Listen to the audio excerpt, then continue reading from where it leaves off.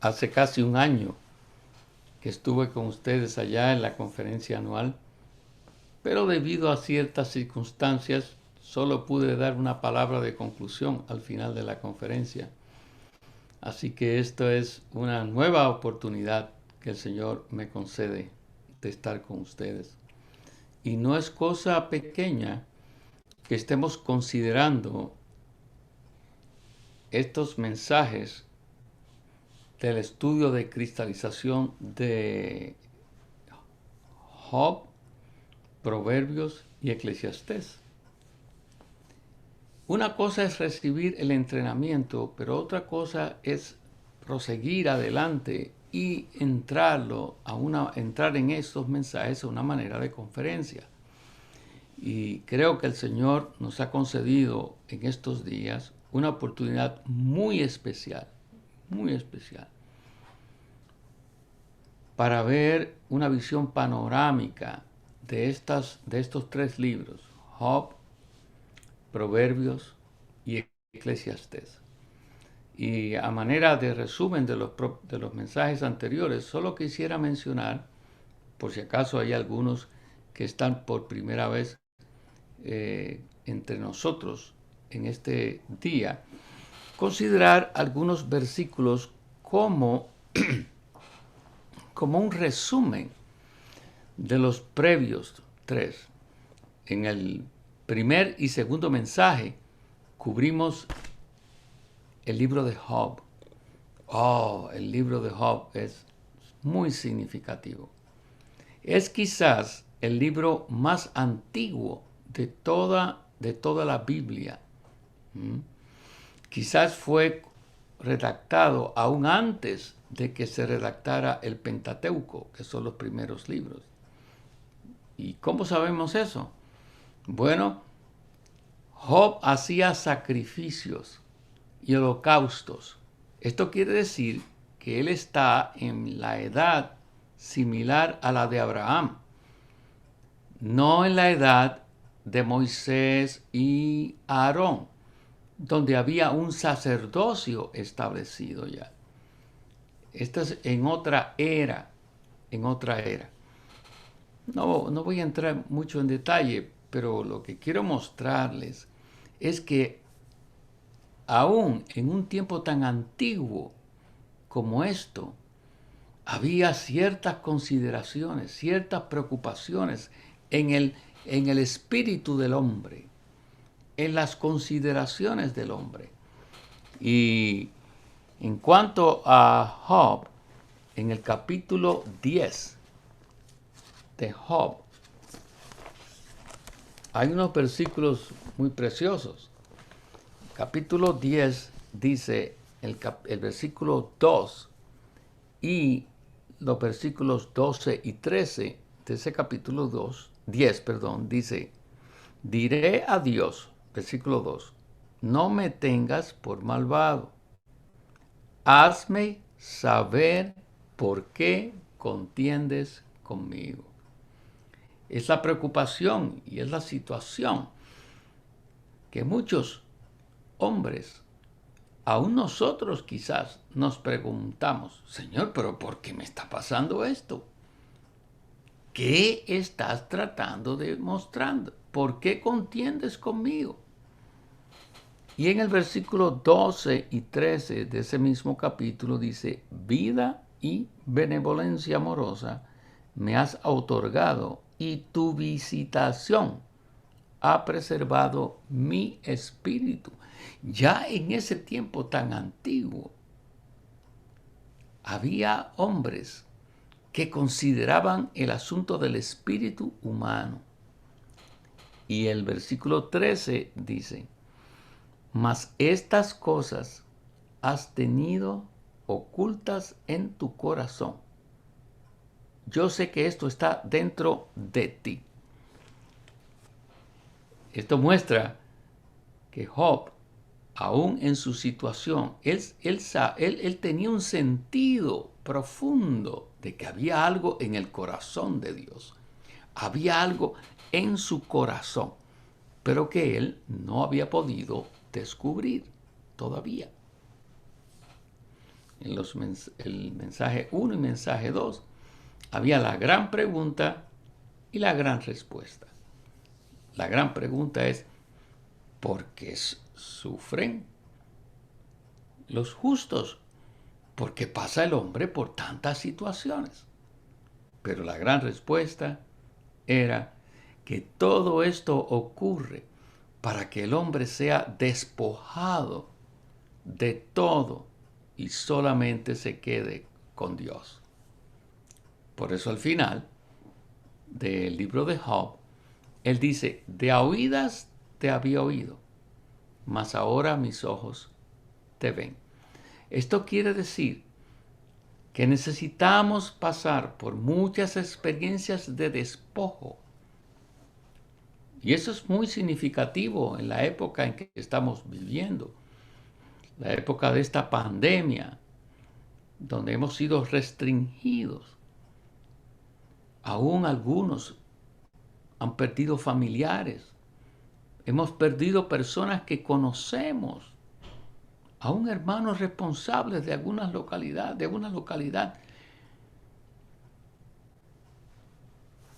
falleció. Y nuestra pregunta es, ¿por qué? ¿Por qué? No. No debemos preguntar por qué. Porque debemos ya saber que todo lo que ocurre en nuestro entorno y en cuanto a nosotros es para que solo nos quedemos con el Señor. Dice la carta a los Romanos en el capítulo 8, versículos 28 y 29, que todas las cosas operan para bien de aquellos que aman al Señor. ¿Y qué es este bien? Este bien es que seamos conformados a la imagen del primogénito, Hijo de Dios. No el primogénito o el unigénito en la divinidad, sino el primogénito en la humanidad. Todo lo que está pasando, queridos hermanos y hermanas, necesitamos tomarlo como el arreglo soberano del Señor, para que seamos despojados de todo y solo nos quedemos con el Señor. Solo nos quedemos con el Señor. Así que ese es el resumen del libro de Job. Necesitamos ser despojados. Job fue despojado de sus hijos, de su riqueza, de todo, aún hasta la esposa.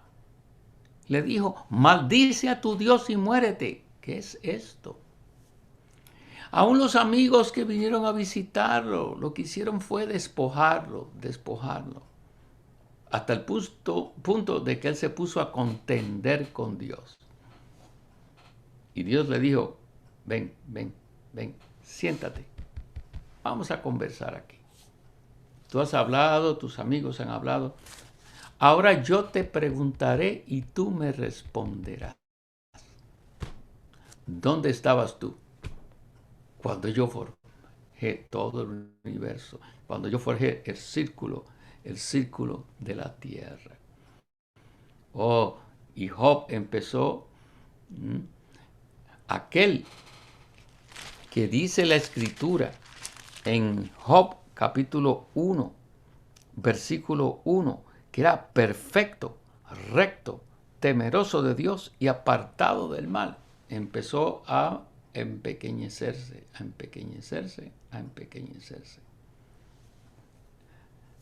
hasta que se dio cuenta que de oídas había oído, pero entonces sus ojos estaban viendo a Dios desde otra perspectiva.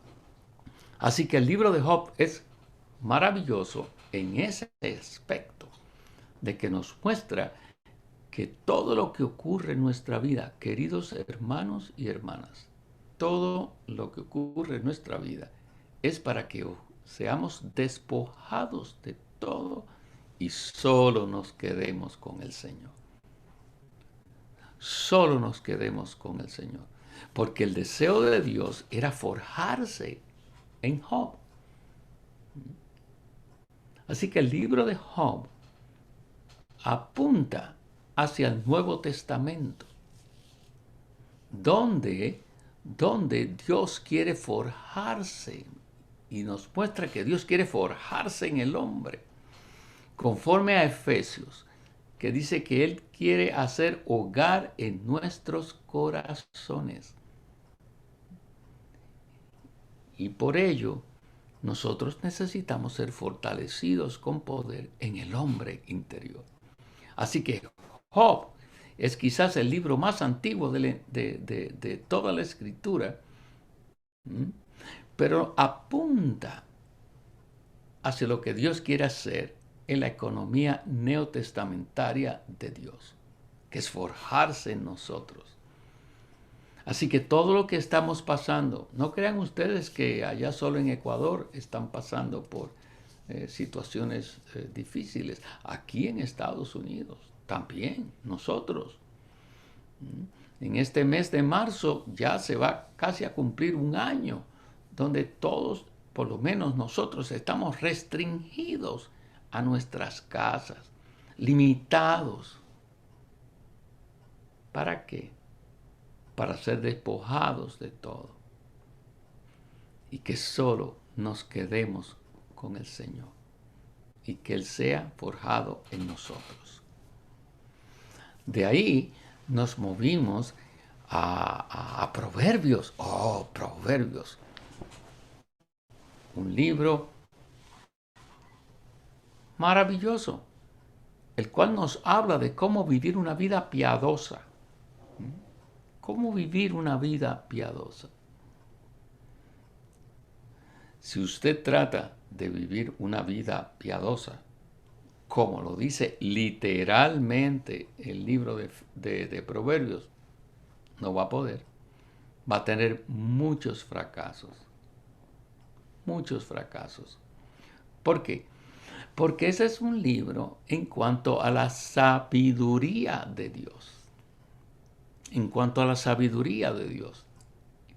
Y Primera de Corintios, capítulo 1, versículo 30, dice que Dios ha hecho que Cristo sea nuestra sabiduría.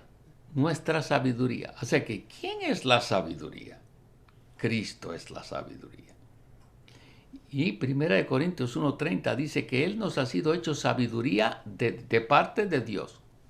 Justicia, santificación y redención. ¿Qué son estos? Ese es un versículo todo inclusivo. Todo inclusivo.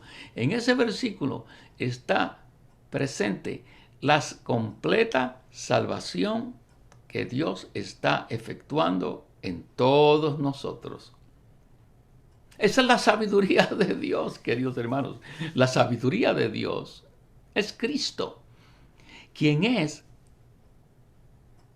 justicia. Justicia. ¿De qué habla esta justicia? Bueno, de ser justificados de nuestros pecados pasados, nuestros pecados presentes y aún nuestros pecados futuros. Él es nuestra justicia. Él ha sido hecho justicia por y para nosotros. Pero también santificación. ¿Qué es la santificación? La santificación es el proceso mediante el cual en toda nuestra vida, después que hemos recibido al Señor, Él nos está santificando. ¿Y qué es ser santificado? Ser santificado es ser hecho Dios en vida y naturaleza. Porque dice la Escritura, sed santos como yo soy santo. Así que este proceso de santificación es un proceso que comienza cuando nosotros recibimos al Señor, somos regenerados y toda nuestra vida estamos recibiendo la impartición del Dios triuno para llegar a ser hechos Dios en vida y naturaleza. Esto es parte de la sabiduría de Dios. Esto es parte de la sabiduría de Dios. Y número 3 dice, nos ha sido hecho justicia, santificación y redención. Redención, un momento, pero la redención no ocurre al principio, cuando fuimos redimidos de nuestros pecados. Bueno, la redención tiene dos aspectos. La redención tiene el aspecto jurídico y tiene el aspecto orgánico. Sí, cuando recibimos al Señor, somos redimidos. Este es el aspecto jurídico, pero hay un aspecto orgánico. Es la redención de nuestros cuerpos. Fuimos justificados, estamos siendo santificados y finalmente nuestro cuerpo será redimido de la esclavitud de esta carne. Eso es en la manifestación del Señor. Cuando nosotros hayamos sido santificados, conformados y glorificados, ahí viene la redención de nuestro cuerpo. Queridos hermanos y hermanas, esta es la sabiduría de Dios. De hecho, en la carta a los Efesios, el apóstol Pablo dice que la multiforme sabiduría de Dios, me parece que es en Efesios 3:10, me disculpan si no tengo el versículo porque me vino en este instante, creo que es en Efesios 3:10 que dice que la multiforme sabiduría de Dios será dada a conocer a los principados y las potestades por medio de la iglesia en este tiempo. Aún en este tiempo, la multiforme sabiduría de Dios será dada a conocer. Oh, hermanos, esta sabiduría es Cristo. Cristo es la sabiduría de Dios. Es por eso que el hermano Sterling, en el mensaje anterior, nos hablaba y nos compartía que necesitamos pagar un precio para adquirir esta verdad y ser constituidos con esta verdad. Necesitamos pagar un precio por esta verdad. ¿Qué verdad es esta? Esta es la verdad de la economía neotestamentaria de Dios, la cual nosotros necesitamos ser constituidos para que el Señor se forje en nosotros y nosotros podamos entonces impartir esto a otros. Entonces, nos compartía el hermano Stanley, busca la verdad y no la vendas. Hay que pagar un precio. No la vendas es que no la tomes por nada. Pero necesitamos ser constituidos en esta verdad, con esta verdad, queridos hermanos y hermanas. El Señor nos ha permitido estar en su recobro. Nos ha permitido estar en su recobro. Y necesitamos ser constituidos con estas verdades para poder hablar a otros. Es en el libro de Proverbios. Y con esto termino mi repaso del libro de Proverbios. Hay un versículo maravilloso en Proverbios 20:27 y nos dice, lámpara de Jehová es el espíritu del hombre. Lámpara de Jehová es el espíritu del hombre. Si usted conecta esto con Mateo capítulo 25 en cuanto a las vírgenes que tenían aceite en sus lámparas. Tenían aceite en sus lámparas. Lámpara de Jehová es el espíritu del hombre. Pero las vírgenes sabias no solo tenían aceite en sus lámparas, sino también en sus vasijas, que era en su alma.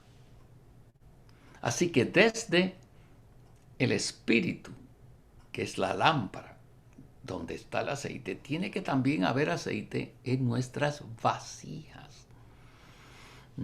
Así que Proverbios nos habla de nuestro espíritu humano, que es la lámpara de Jehová. Así que estos dos libros, aunque son del Antiguo Testamento, están en tipología refiriéndose a asuntos de la economía neotestamentaria de Dios. Debemos apreciar estos libros con la perspectiva y con la visión de la economía neotestamentaria de Dios. Esta es la perspectiva que estamos tratando de llevarles a ustedes en este fin de semana. No estamos aquí simplemente para hablar en cuanto a esto y aquello. No, nuestra perspectiva es relacionada con la economía neotestamentaria de Dios, que en tipología está ahí en el Antiguo Testamento. Es de esa manera entonces que nos acercamos de esa manera es que nos acercamos ahora al libro de Eclesiastés. Tengo que decirles que Eclesiastés, antes de venir al ministerio del Nuevo Testamento, al ministerio de los hermanos Watchman Nee y Winnesley, a mí en Eclesiastés decía, ay, pero ¿qué es eso? Ese es un libro de mucha frustración. ¿Qué es ese libro? Oh, hermanos. Pero cuando entramos en este ministerio vemos que hay algunos cristales ahí.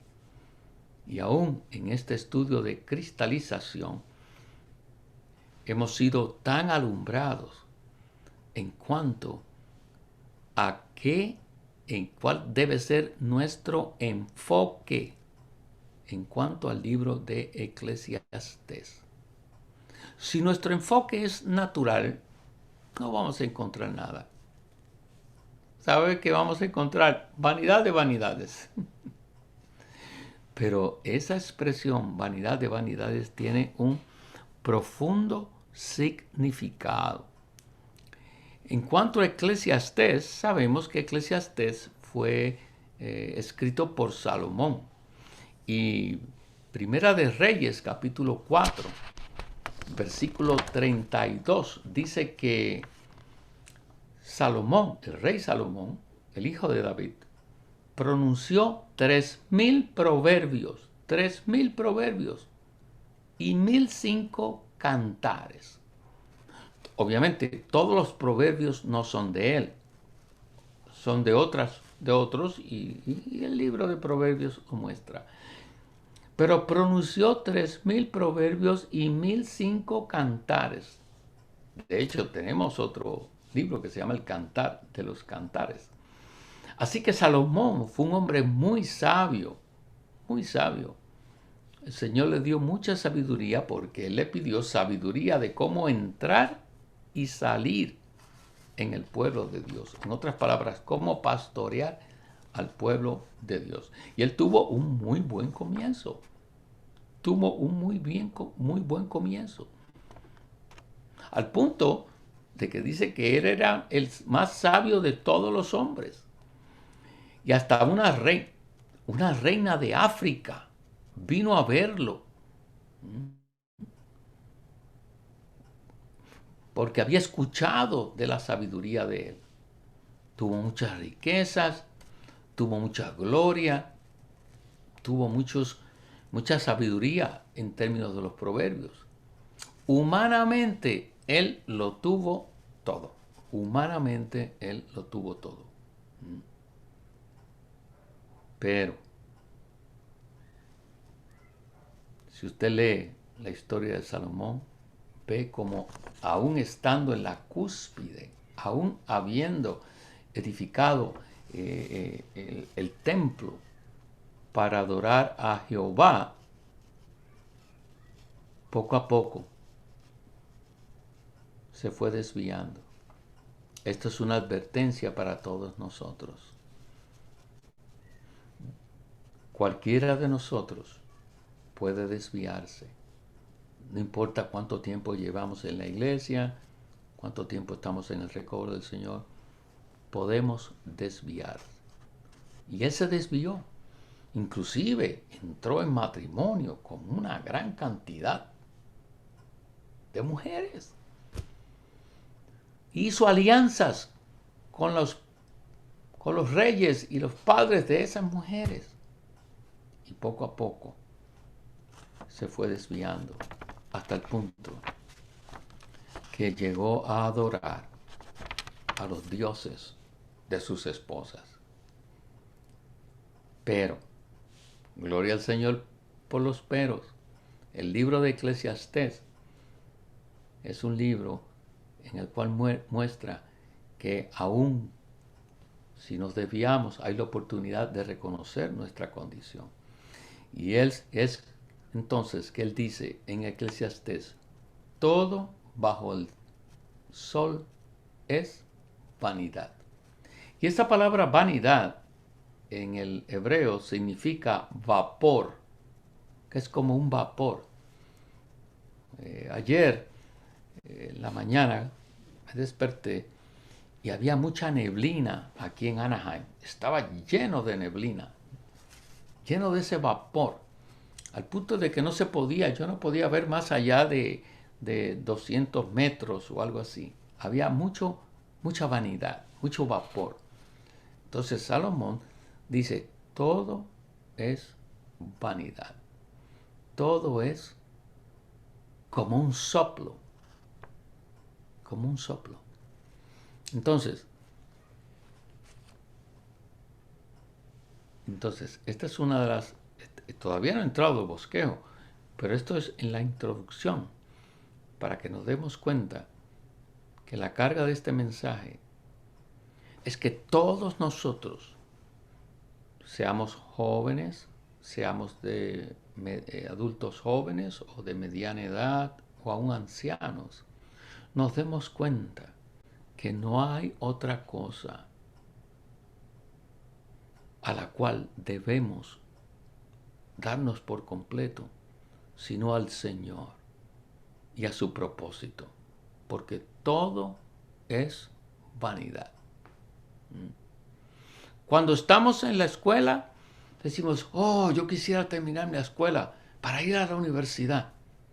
Terminamos la escuela, llegamos a la universidad y decimos, ¿y esto era todo? No, pero tengo que terminar la universidad y llegar a una profesión. Terminamos la universidad y decimos, ¿y esto es todo? No. Yo tengo que casarme. Y cuando yo me case, entonces ahí habré alcanzado lo máximo. Nos casamos.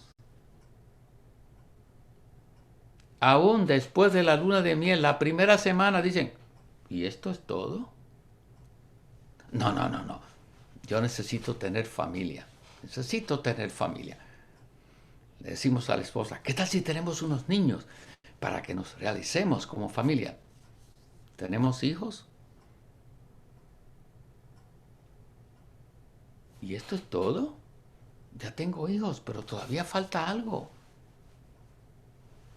Es en Eclesiastés, en el capítulo 3, que Salomón dice, Dios puso eternidad en el hombre. Dios puso un sentido de eternidad en el cual el hombre siempre está buscando, hasta que es satisfecho con el Señor. Bueno, tenemos hijos. No tengo el tiempo, porque tengo que cubrir el bosquejo. Pero entonces nos damos cuenta que todo es vanidad. Todo es vanidad. ¿Compras un automóvil nuevo? Tan pronto sale del lugar donde lo compraste, ya vale $1,000 o $2,000 menos. Todo es vanidad. Todo es vanidad. Que quiero tener una casa. Comprar una casa. Compra la casa. entonces tiene que estar como esclavo de la casa. Todo es vanidad. Todo es un vapor. Con esta introducción, entonces, sencillamente les voy a leer el bosquejo, porque este bosquejo habla por sí mismo. Pero este mensaje tiene como meta, queridos hermanos y hermanas, a que reevaluemos nuestro sistema de valores. ¿Qué son las cosas las cuales para nosotros son más significativas? Y nos demos cuenta que si no somos uno con el Señor, con su economía y con su propósito, todo es vanidad, todo es vacío. No quiere decir que vamos a dejar de trabajar, no vamos a tener casa, no vamos a tener hijos, no nos vamos a casar. Esas son cosas de la vida humana, pero eso no es la realidad. Todo eso, sin Cristo y su economía, es vanidad. Es vanidad. Es como un soplo, es como un vapor. Es como un vapor. La historia nos muestra con tantas personas que han alcanzado tantas cosas, aún con millonarios. Por eso muchos millonarios, ¿saben lo que hacen? Se convierten en benefactores y regalan su dinero. Aquí en Estados Unidos hay muchos millonarios que han regalado su dinero a obras benéficas porque se han dado cuenta que todo es vanidad. Bueno, vamos a leer el bosquejo. Vanidad de vanidades, mensaje 2, el mensaje. La realidad que está en Jesús y la revelación de los hijos de Dios. O sea, en este mensaje, este título corresponde a los 3 puntos del mensaje. El mensaje tiene 3 números romanos. Y cada uno de estos puntos, vanidad de vanidades, es el punto número 1. La realidad que está en Jesús es el número 2. Y la revelación de los hijos de Dios es en el número 3. Una vez más, en este mensaje debe llevarnos a reenfocar nuestro sistema de valores. ¿Para qué vivimos? ¿Para qué trabajamos? ¿Para qué tenemos familia? Para el propósito de Dios. Porque si no, todo es vanidad. Punto romano número 1. Vanidad de vanidades. Todo es vanidad. En Eclesiastés 1, del 2 al 11, vemos que el tema de este libro es vanidad de vanidades. ¿Qué quiere decir esto? Que todo lo que se vive en la vieja creación sin Dios es vanidad.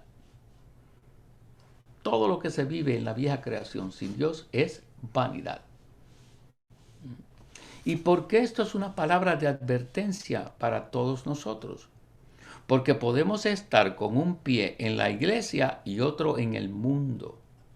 Y cuando hablo del mundo, no estoy hablando de que estamos en las discotecas, estamos pecando. No, no. Es que hay un aspecto del mundo que es muy bueno. Es muy bueno. Daniel es un buen ejemplo cuando él estaba en Babilonia. Él estaba en una posición muy alta en el gobierno, muy alta. Pero él no vivía por los intereses de Babilonia. Él vivía por los intereses de Dios. Al punto que dijeron que cualquiera que orase a otro Dios iba a ser lanzado en un foso con los leones. ¿Y sabe lo que hizo Daniel? Como todos los días, 3 veces al día, abría las puertas de su ventana y oraba hacia Jerusalén. ¿Por qué? Porque todo era vanidad. Todo era vanidad. Su posición en el gobierno era vanidad. Pero él estaba, ¿por qué? Él estaba por la tierra. por la casa y por la ciudad. Por esas tres cosas. Así que abría sus puertas de la ventana y oraba. Y lo lanzaron al foso de los leones. Claro que lo lanzaron. Esto quiere decir que nosotros debemos estar por los intereses del Señor, aunque nos cueste el trabajo, aunque nos cueste lo que sea. Pero el Señor es fiel. Y el Señor guardó a Daniel. Letra A, en Eclesiastés 1 del 2 al 11, vemos que el tema de este libro es vanidad de vanidades. Número 1, el pensamiento central de Eclesiastés es la vanidad de vanidades de la vida del hombre, alejado de Dios. Que el hombre lleva debajo del sol. Es un vapor. Es un vapor. Número 2, el contenido de Eclesiastés es la descripción de la vida que lleva a la humanidad caída debajo del sol. Esto es la vida que se lleva en el mundo corrupto. En el mundo corrupto. Número 3, las enseñanzas de Salomón en Eclesiastés muestran que la vida humana en el mundo corrupto es vanidad. Es correr tras el viento. El viento usted no lo puede agarrar. ¿Ha corrido usted detrás del viento? ¿Ha tratado usted de agarrar el viento? No se puede. ¿Por qué? Porque es vanidad. De hecho, la palabra vanidad también significa vacío. Vacío. ¿Recuerdan? En Génesis capítulo 1, que dice que la tierra se volvió vacía. Esa es la misma palabra. Vanidad. Número 3, las enseñanzas de Salomón en Eclesiastés muestran que la vida humana en el mundo corrupto es vanidad, es correr tras el viento. Según Eclesiastés, la historia humana desde el principio hasta el presente es vanidad. Sin importar cuán bueno, excelente, asombroso y maravilloso puede ser algo siempre y cuando pertenezca a la vieja creación. ¿Cuál es el problema de la vieja creación? El problema de la vieja creación es que no tiene a Dios. La vieja creación no tiene a Dios. La nueva creación sí tiene a Dios. Pablo dice en 2 Corintios que el que está en Cristo, nueva creación es. Así que la nueva creación tiene a Cristo. La vieja creación no tiene a Cristo.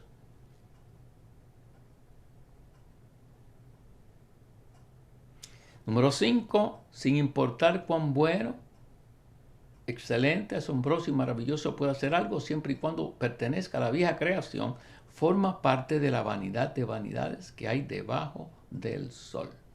No importa que usted tenga un logro, un doctorado, una herencia, un ascenso en su trabajo, todo eso es vanidad.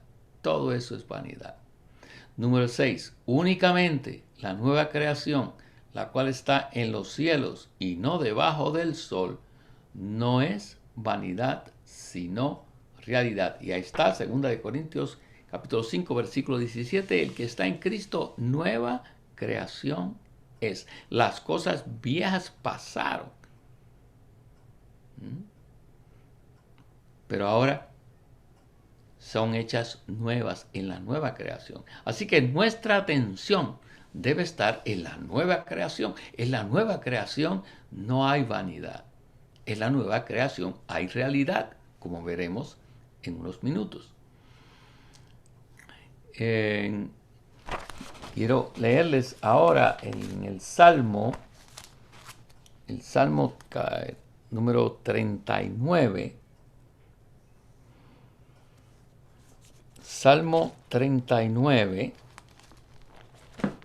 versículo del 4 al 6. Ahí está David considerando tantas cosas. Ahí está David considerando tantas cosas. Y dice, dame a conocer, oh Jehová, mi fin, y cuál sea la medida de mis días. sepa yo cuán efímero soy. He aquí has hecho mis días como unos palmos, y la medida de mis días como nada delante de ti. Ciertamente todo hombre en su mejor estado es completa vanidad. No solo Salomón encontró que todo era vanidad, David también, David también. Y el 6 dice, ciertamente como mera figura de realidad. Figura implica como un modelo, como un tipo, como una sombra. Se conduce el hombre. Ciertamente es en vano se afana, amontona riquezas, pero no sabe quién las recogerá. Y ahora, oh Señor, ¿qué espero? En ti está mi esperanza. Líbrame de todas mis transgresiones, no me hagas burla del necio. Enmudecí, no abrí mi boca, pues tú has hecho esto.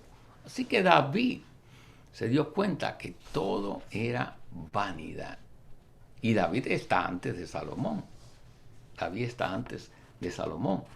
Así que letra B dice, en Salmos, David comprendió que su vida era nada y vanidad. En este salmo, Dios llevó a David a comprender que él era nada y solo vanidad. Él aprendió que todo hombre en su mejor estado es completa vanidad.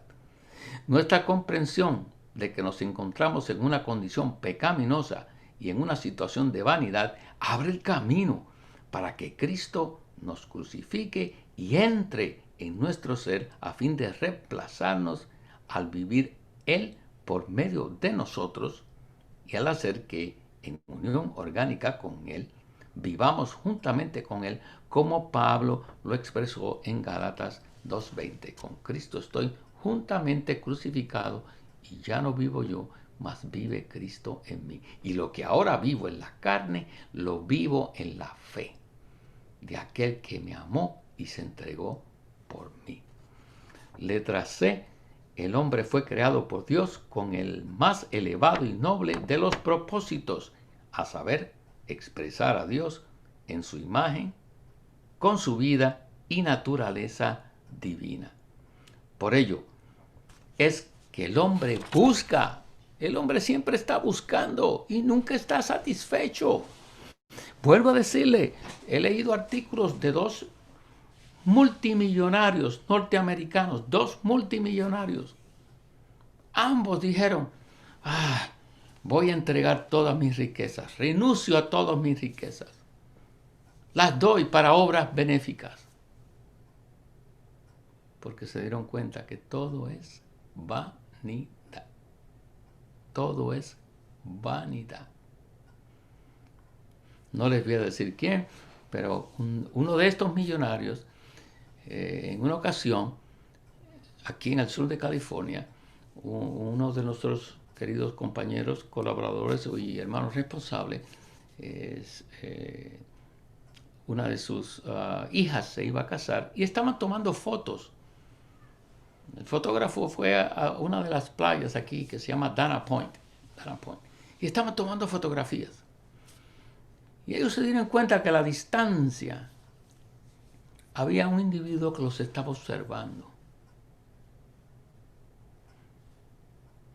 Finalmente este individuo se acercó a ellos y él dijo, no le voy a decir el nombre, un multimillonario. Les dijo, ustedes tienen algo que yo no tengo.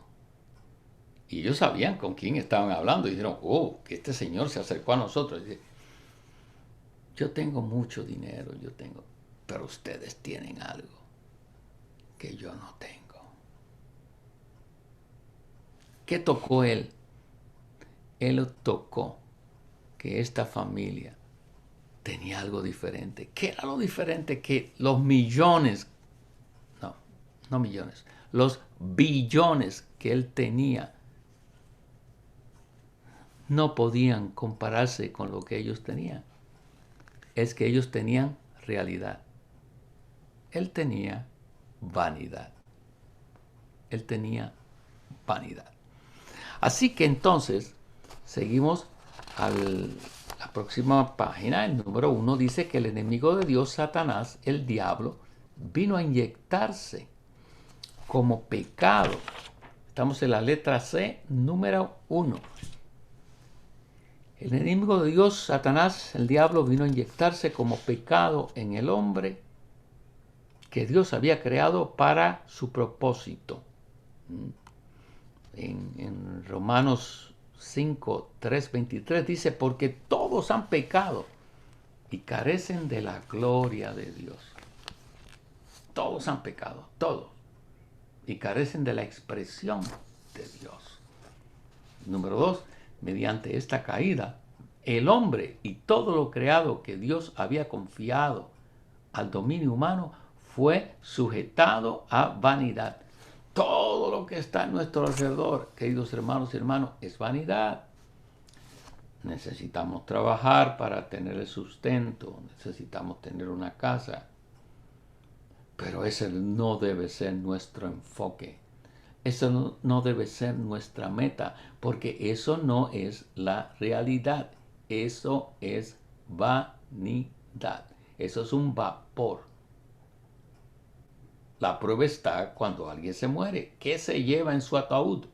No se lleva nada, porque todo es vanidad. Número 2, mediante esta caída, el hombre y todo lo creado que Dios había confiado al dominio humano fue sujetado a vanidad. Romanos 8 del 20 al 21 nos muestra que por tanto la vida humana en el mundo corrupto también se tornó en vanidad. Número 3, la vía para que escapemos de esta vanidad consiste en retornar a Dios y tomar a Dios en Cristo como redención, vida, riquezas, disfrute, placer y satisfacción, a fin de que todavía podamos ser usados por Dios para cumplir el propósito original que Él tuvo al crear el hombre con miras al cumplimiento de su economía eterna. Dios en su misericordia aún permite que el hombre lleve a cabo algunas actividades que le satisfagan, como actividades culturales, buenas comidas. ¿Saben ustedes por qué? Si Dios no permitiera eso,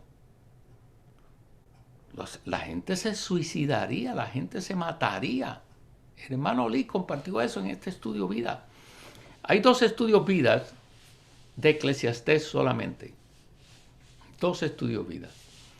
Y en este entrenamiento hemos tenido un solo entrenamiento de cristalización. Yo quiero animarles a que ustedes vayan a los archivos de LSM, Living Stream Ministry, en los archivos de radiodifusión y escuchen los 2 programas de audio de Estudio Vida. Y ahí el hermano Lee comparte algo y dice, si Dios no le permitiera al hombre tener algunas satisfacciones antes de conocerlo, antes de recibir al Señor, los hombres se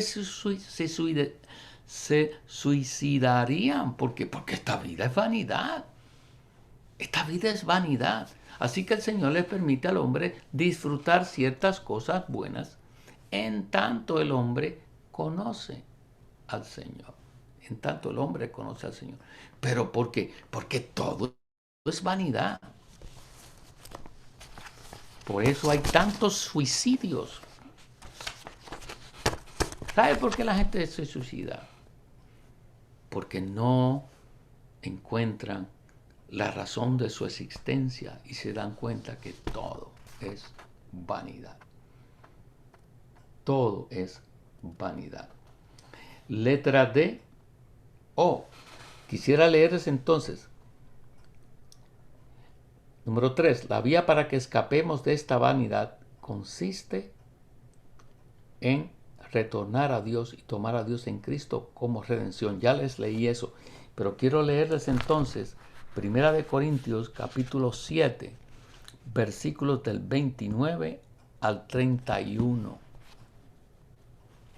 Eso salió en la palabra santa del avivamiento matutino que nosotros estamos disfrutando aquí en Anaheim en esta semana pasada. Dice, pero esto os digo, hermanos, 1 Corintios 7, 29 al 31, dice, pero esto os digo, hermanos, el tiempo se ha acortado. En adelante, los que tienen esposa, como si no la tuviesen. Y los que lloran, como si no llorasen. Y los que se alegran, como si no se alegrasen. Y los que compran, como si no poseyesen. Y los que usan este mundo, como si no abusaran. Porque la apariencia de este mundo pasa. Esto quiere decir que debemos, por la vida humana, casarnos, tener familia, pero es como si, estamos en unos tiempos, como si no lo tuviésemos. ¿Qué quiere decir que como si no lo tuviésemos? Es que eso no sea el centro y la realidad de nuestro vivir. Y hermanos, me detengo aquí. Esta es una palabra muy oportuna para todos nosotros en cuanto a cuál debe ser nuestro enfoque. Nuestro enfoque debe ser Cristo, la iglesia y la manifestación del Señor. Debemos vivir.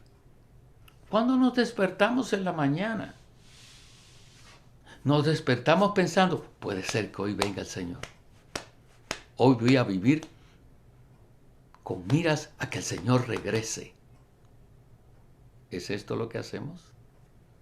Cuando vamos a descansar y a dormir, decimos, Señor, voy a descansar y a dormir. Oh, quisiera que cuando abra mis ojos, a quien vea, seas a ti. Escuché esto de nuestro hermano Lee en una comunión que trajo, en un mensaje que trajo. Él decía, oh, nosotros tenemos nuestro avivamiento matutino, pero cuando nos vamos a acostar, ¿qué hacemos cuando nos acostamos? Debemos darnos cuenta que puede ser, como le ha pasado a algunos, que van a dormir y cuando la familia lo viene a buscar en la mañana, partió con el Señor. Y él compartía que cuando vayamos a dormir, debemos también tener un tiempo de oración y considerar cómo fue nuestro día y si tenemos que arrepentirnos. Porque quién sabe si cuando abramos nuestros ojos veamos la faz de nuestro Señor. Esta palabra de Eclesiastés es para balancearnos y traernos a una realidad de que todo es vanidad. Solo Cristo es la realidad. Solo su economía es la realidad.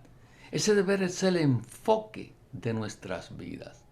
No crean que el libro de Eclesiastés es solo para los pecadores. No, nosotros debemos tener tal clase de perspectiva. ¿Para qué voy a trabajar? ¿Para qué me levanto por la mañana? Las hermanas aún, ¿por qué limpio la casa? Oh, yo limpio la casa para que pueda estar lista para las reuniones de hogar. ¿Por qué alimento a mis hijos? ¿Por qué los visto bien? Oh, porque ellos son vasos en los cuales un día el Señor se ha impartido dentro de ellos. Las abuelas que tienen nietos, ¿por qué aman sus nietos? ¿Por qué los cuidan? No son porque son los hijos de sus hijos, es que esos son vasos en los cuales el Señor puede venir. ¿Recuerdan a Timoteo? Pablo dice y habla de tu abuela Loida y tu madre Eunice y la fe que habitó en ellas ahora habita en ti. Así que estas dos mujeres transmitieron su fe de generación en generación Y eso habitó en Timoteo, al punto de que Pablo dice que desde la niñez, Timoteo sabía las escrituras.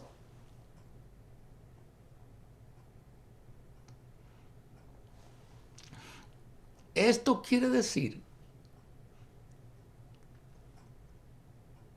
que estas dos mujeres sabían lo que era la realidad.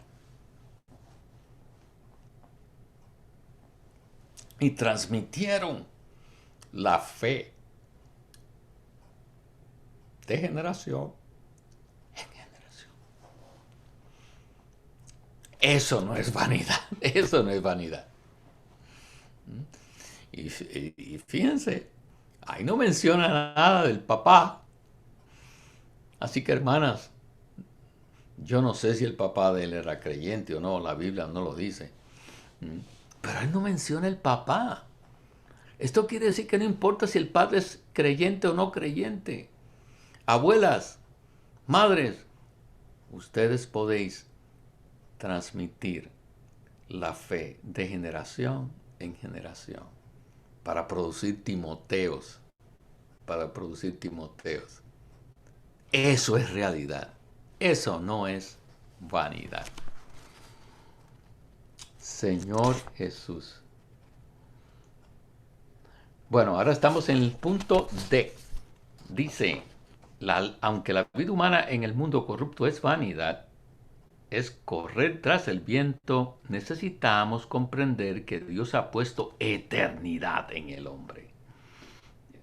Efesios 3:11 dice, eternidad en Eclesiastés 3:11 es el sentir divinamente implantado de que un propósito ha operado a lo largo de las eras, el cual nada debajo del sol, sino solo Dios, puede satisfacer. Por eso tienen una estación, que se llama la estación en el aire, en el espacio, una estación espacial ahí, dando vuelta en la Tierra, con gente de muchos países. Esos países que están representados ahí, aquí en la Tierra se pelean, pero allá en la estación orbital están haciendo experimentos científicos unos con los otros.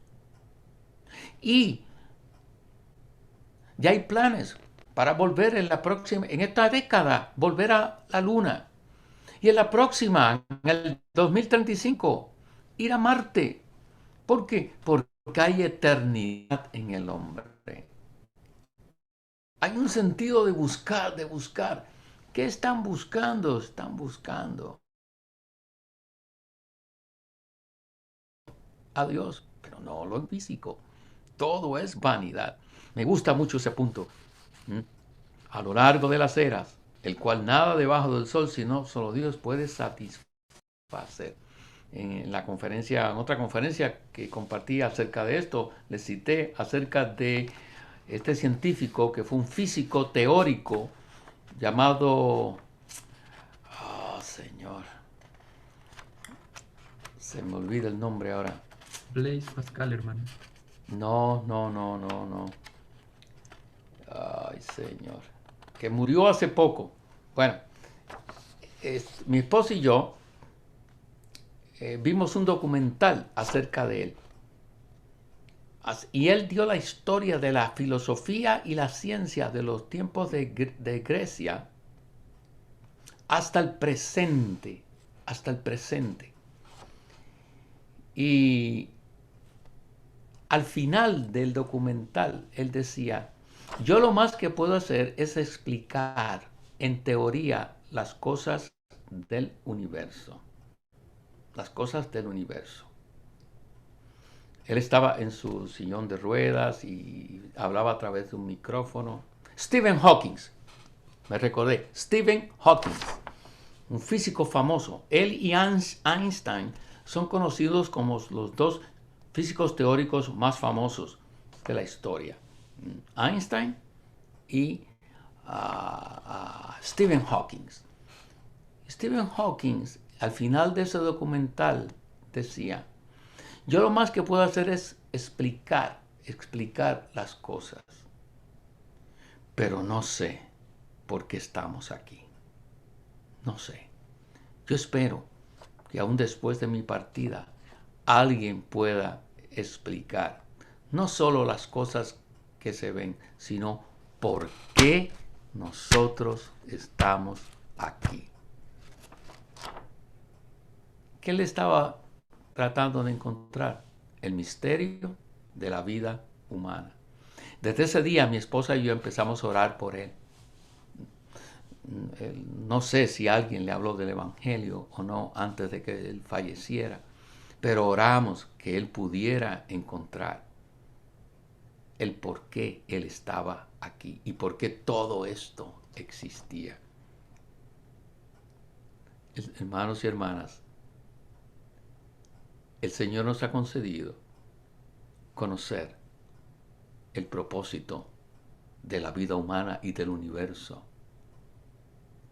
El Señor nos ha concedido conocer lo que no es vanidad, lo que es realidad.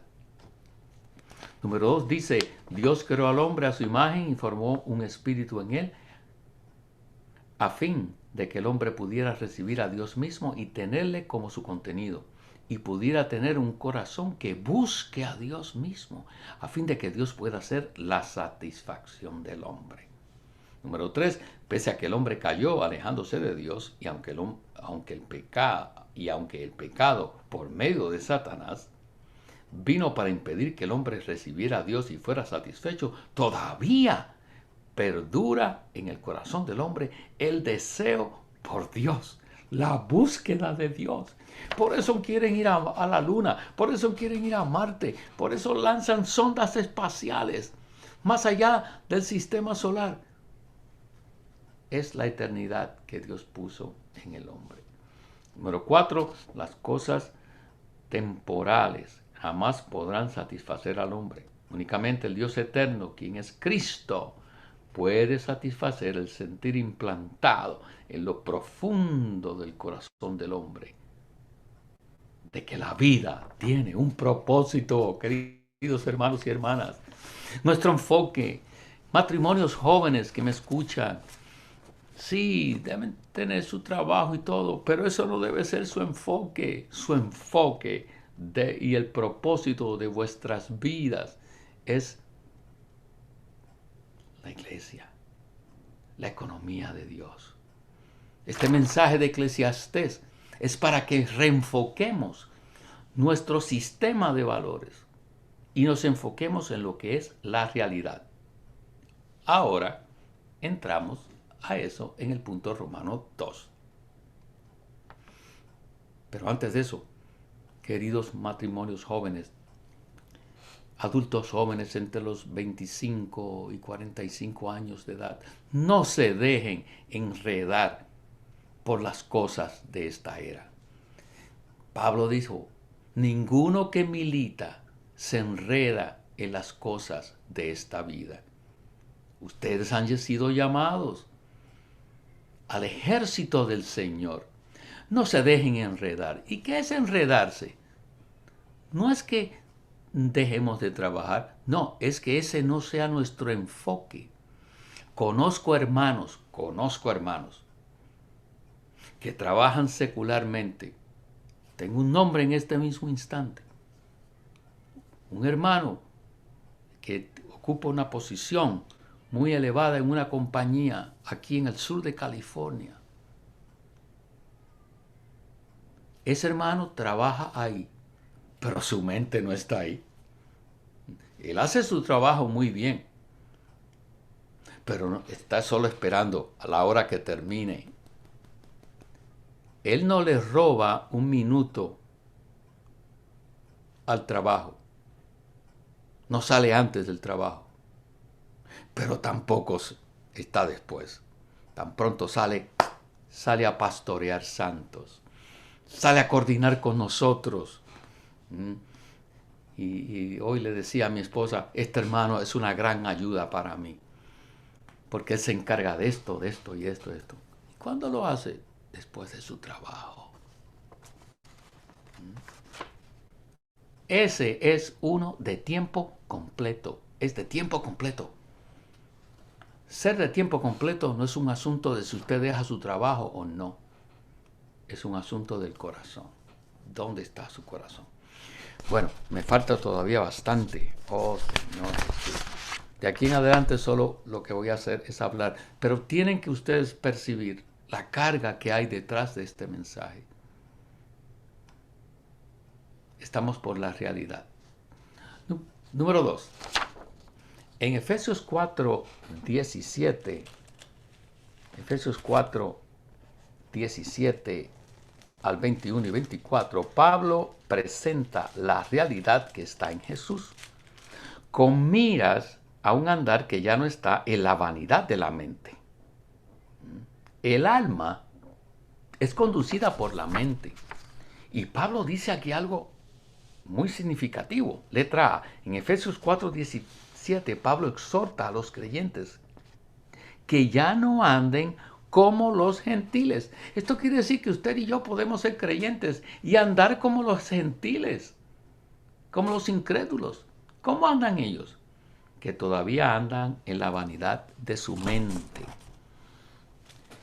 Efesios 4:17 dice: y esto pues digo y testifico en el Señor, que ya no andéis como los gentiles, que todavía andan en la vanidad de su mente. Así que, hermanos, podemos ser creyentes y andar en la vanidad de nuestra mente. Eso es terrible. Ser creyente y andar ahí implica vivir, conducirse, como los gentiles que andan en la vanidad de su mente. Número 1 dice, el elemento básico de la vida diaria de la humanidad caída es la vanidad de su mente. Los gentiles, las naciones son las personas caídas, quienes se han envanecido en sus razonamientos. Ellos andan sin Dios en la vanidad de sus mentes y son controlados y dirigidos por sus pensamientos vanos. A los ojos de Dios y del apóstol Pablo, todo lo que las personas del mundo piensan y dicen y hacen es solo vanidad. En otras palabras, la vanidad de la mente se ha intensificado. Número 3. Las naciones que andan en la vanidad de la mente tienen el entendimiento entenebrecido.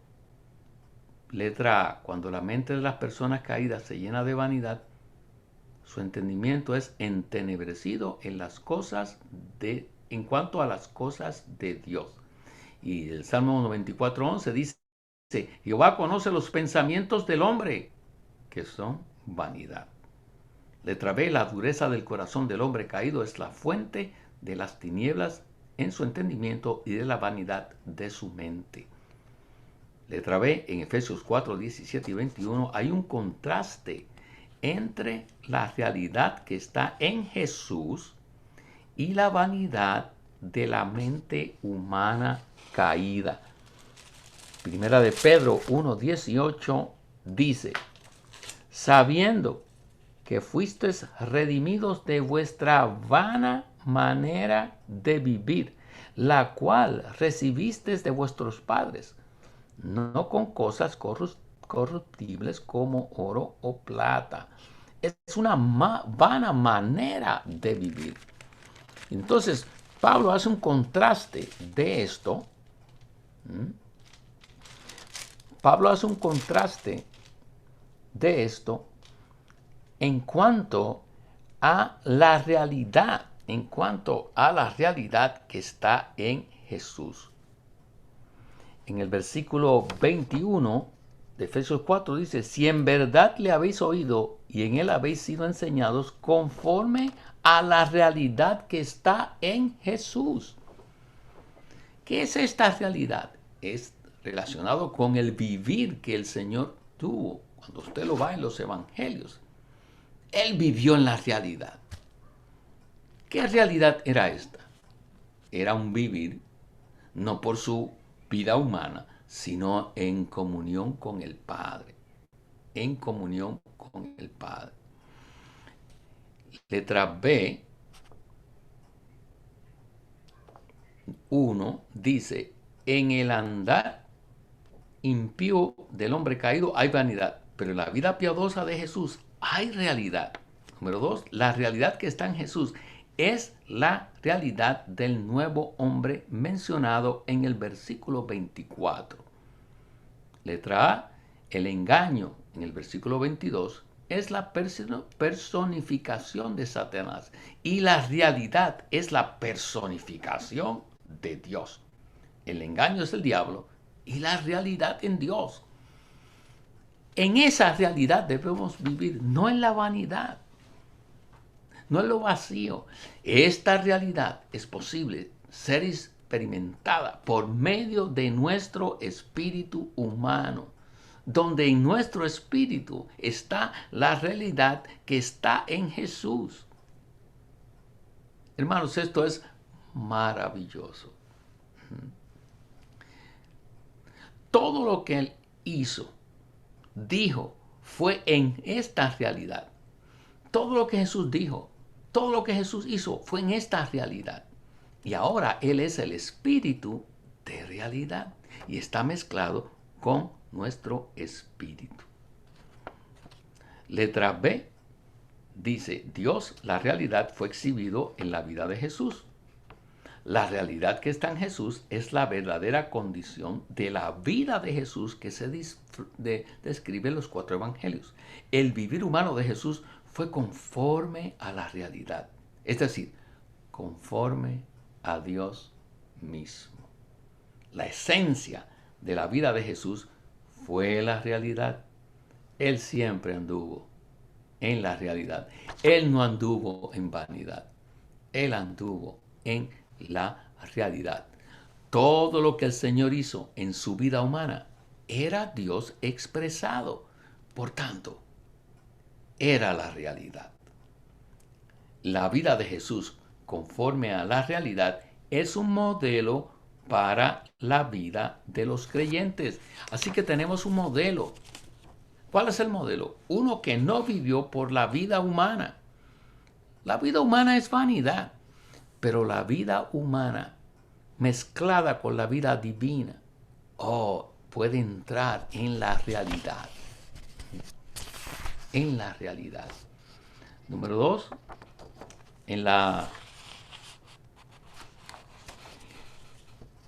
letra A, necesitamos aprender a Cristo y ser enseñados en Él a fin de llevar una vida de realidad. En otras palabras, nosotros necesitamos experimentarlo a Él para que esa realidad sea experimentada en nosotros y nosotros vivamos en la realidad por medio de volvernos a nuestro espíritu mezclado, porque en nuestro espíritu está la realidad.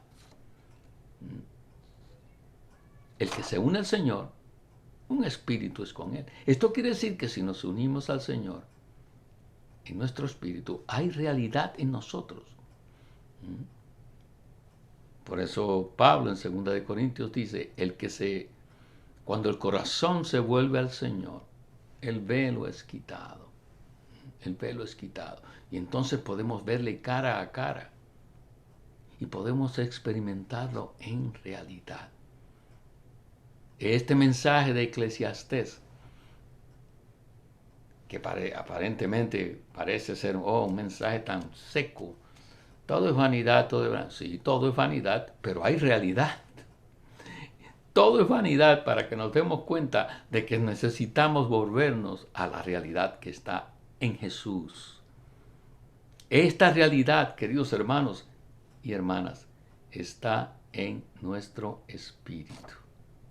A medida que más nos volvamos a Él, a medida que más oremos, leamos su palabra y tengamos tiempos de intimidad con Él, más estaremos mezclados con la realidad. Y lo que digamos, hablemos, será en realidad y no en vanidad. Necesitamos aprender a Cristo y ser enseñados en Él a fin de llevar una vida de realidad. Letra B, como miembros del cuerpo de Cristo, nosotros deberíamos llevar una vida de realidad, conforme a la realidad que está en Jesús, ¿Qué es esto? Una vida que exprese a Dios. La realidad que está en Jesús es una vida que expresa a Dios. Letra C. Podemos vivir en la realidad que está en Jesús porque estamos en el verdadero. Los versículos 19 y 20 de primera de Juan 5 nos dice que estamos en el verdadero. Esta palabra verdad es realidad. Es la misma palabra que es realidad. Número 1, aquel que es verdadero se refiere al hecho de que Dios llega a ser subjetivo para nosotros. Es decir, aquel Dios que es objetivo llega a ser verdadero en nuestra vida y experiencia. Quiere decir que llega a ser real. Número 2, estar en el verdadero. El verdadero. De hecho, aquí la expresión, el hermano que compartió este mensaje decía que la expresión en el griego no es diferente. En inglés y en español hay que usar artículos.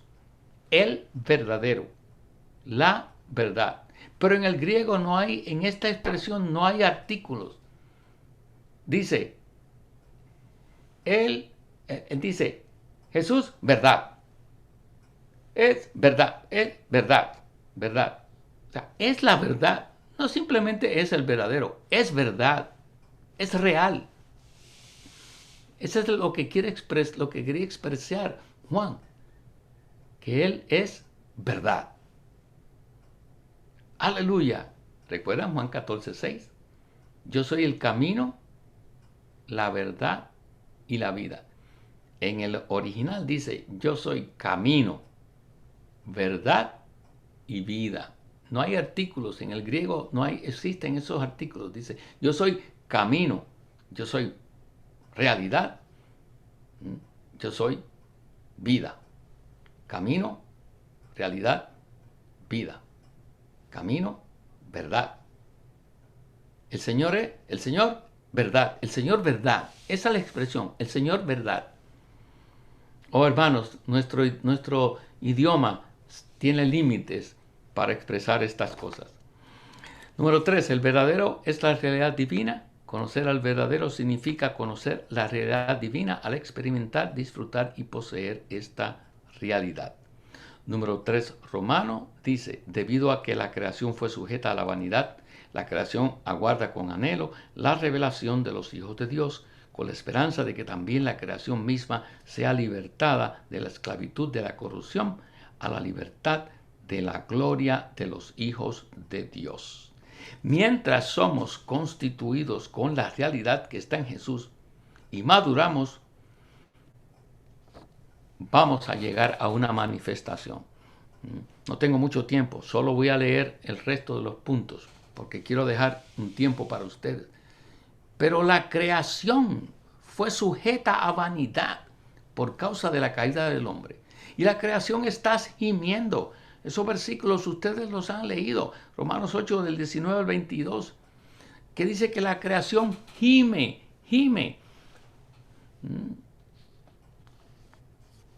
Contaminación ambiental. Que si la capa de ozono.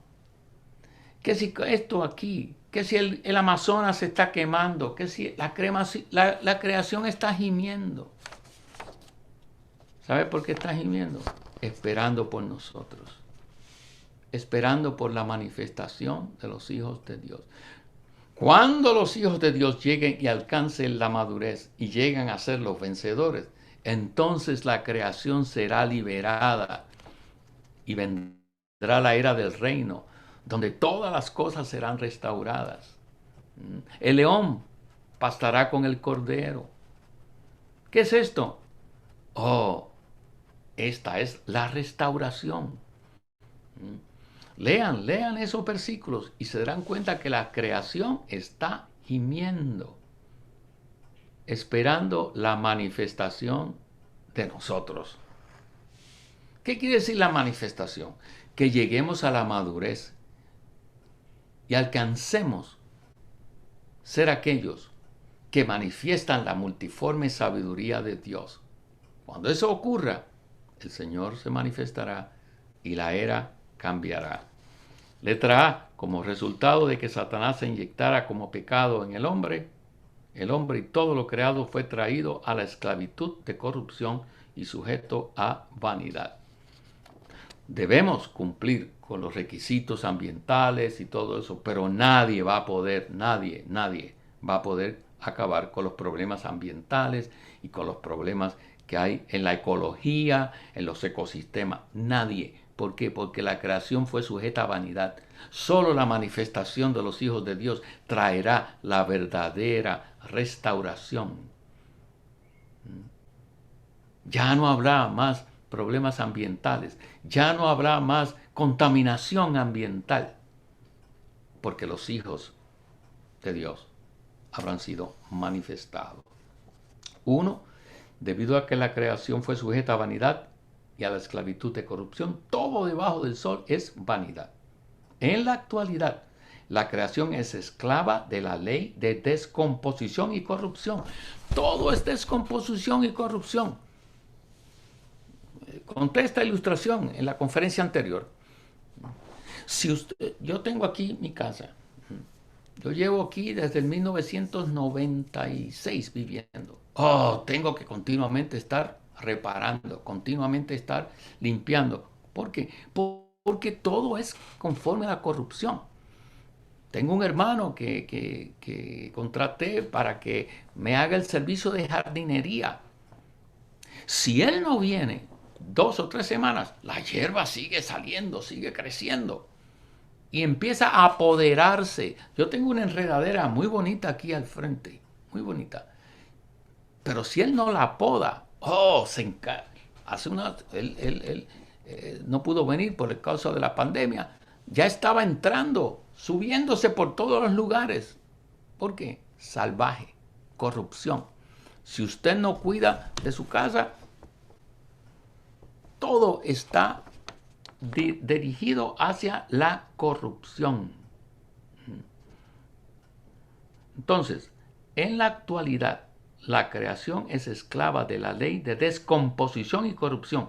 Su única esperanza es ser liberada de la esclavitud de corrupción a la libertad de la gloria de los hijos de Dios cuando estos sean revelados. Ve, la creación observa ansiosamente, observa con absoluta concentración, aguardando con anhelo la revelación de los hijos de Dios. La revelación es una exposición o manifestación de algo que estaba encubierto o escondido. En la segunda venida del Señor seremos glorificados y nuestros cuerpos serán completamente redimidos. En ese entonces será quitado el velo. Hoy día la gente lo ve a usted y dice, ese fulano de tal. Pero un día usted será manifestado y ellos dirán, era un hijo de Dios. Era un hijo de Dios. 3. La creación, la cual gime a una y aún está con dolores de parto hasta ahora, aguarda la revelación de los hijos de Dios, la manifestación. Esta revelación será la consumación del proceso de ser designados por el cual estamos pasando ahora. Igual que el Señor Jesús en su divinidad era hijo de Dios, pero hoy se hizo hombre. Él fue designado como hijo de Dios en la divinidad, pero en su humanidad él tuvo que ser designado hijo de Dios. En su resurrección, él fue designado hijo de Dios. Nosotros estamos en ese proceso ahora. Lean la nota de Romanos 1:4, nota 1. Aunque en la actualidad toda la creación se encuentra retenida en una condición de vanidad y corrupción, Dios traerá su reino para hacerse cargo de la condición actual. Número 1, el reino venidero será un reino de la gloria de Dios, un reino compuesto principalmente de los hijos de Dios que hayan sido revelados. La gloria de Dios va con su reino y se expresa en la esfera de su reino. Dios nos ha llamado a entrar en su reino y gloria. El reino de Dios es la esfera en la cual podemos adorar y disfrutar de él bajo el gobierno divino con miras a entrar en la gloria de Dios. El reino es la esfera en la que Dios ejerce su poder para que pueda expresar su gloria. Hoy la iglesia es ese reino. Hoy hay un anticipo de eso en la vida de iglesia. Letra C, el resplandor del reino tiene como fin la glorificación del Padre. Número 4, el reino de Dios es la manifestación de Dios en su gloria con su autoridad para su administración divina. Por tanto, entrar en el reino de Dios y entrar en la gloria expresada de Dios ocurre como un solo hecho simultáneamente. Para eso es que vivimos, hermanos. Para eso es que vivimos, matrimonios jóvenes. Esta es nuestra meta. No nos dejemos enredar. Tratemos de vivir una vida lo más simple posible, endeudándonos lo menos posible, para que no tengamos enredos y podamos vivir para esto. Número 5. La creación aguarda con anhelo y observa ansiosamente que venga el reino de Dios. Cuando del reino de Dios sea revelado, toda la creación será liberada y los hijos de Dios que han sido manifestados serán librados de la vanidad y resplandecerán como el sol en el reino de su Padre. ¡Aleluya! Empezamos con vanidad y terminamos en gloria en este mensaje, queridos hermanos. Por un lado es una advertencia, pero por otro lado es un ánimo para que vivamos en la realidad, enfocados nuestras vidas. Aún nosotros, los que estamos un poco mayorcitos, estamos casi al final de la carrera, aún debemos ser persistentes y seguir peleando la buena batalla, corriendo la carrera y guardando la fe, para que nos sea otorgada la corona de justicia, el galardón. Alabado sea el nombre del Señor. Los hermanos nos dirán qué es lo próximo.